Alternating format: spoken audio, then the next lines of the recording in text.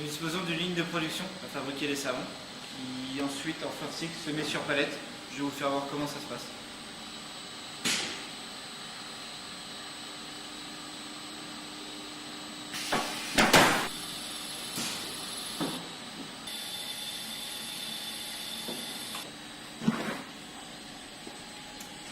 Aujourd'hui, nous avons procédé à un échange standard de vérin ainsi que de son bloqueur. Donc, c'est le vérin de la fermeture de la presse que vous pouvez voir ici. Donc, on utilise aussi la machine Tecoma pour pratiquer le diagnostic, donc que ce soit sur la partie pneumatique ou électrique. Donc, on nous a demandé de procéder au changement de la courroie d'entraînement de la broche. Donc, on a mis en place un balisage et on va procéder à une consignation. On a ensuite détendu la courroie d'abord en soulevant le moteur avec un cric et en détendant là.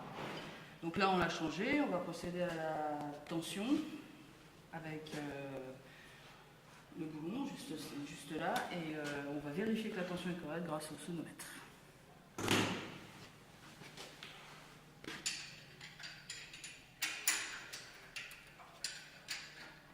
Ici, nous allons vous présenter la multitech qui consiste à empiler et dépiler des palettes.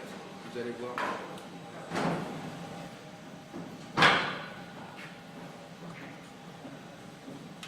Sur cette machine, on effectue des diagnostics et des changements de technologie. Donc ça, c'est ce qui sert à faire les changements de technologie pour l'énergie électrique. Florian, est-ce que tu peux nous expliquer ce que tu es en train de réaliser sur le logiciel SolidWorks? Alors, je suis en train de réaliser l'assemblage du tendeur jaune afin de faciliter la tension de la courroie et d'éviter que le support de tendeur puisse tomber sur la courroie d'envoi. D'accord. On prépare une activité sur cette maquette d'unité de bouchage qui s'appelle Valitech.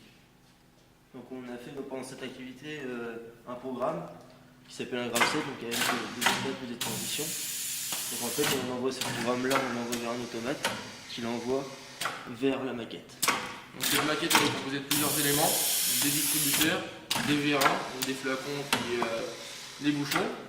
Donc l'automate il pilote des électromanes. Ces électromanes permettent de remonter les distributeurs. Les distributeurs ils envoient l'air aux vérins et ces vérins ils permettent de faire fonctionner cette machine.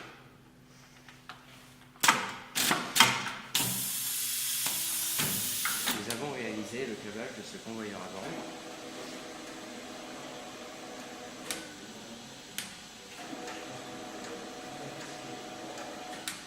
Et notre activité du jour consiste à câbler ces temporisateurs afin de simuler la fonction des capteurs qui, au bout de 5 secondes, devront s'enclencher afin d'arrêter le convoyeur avant.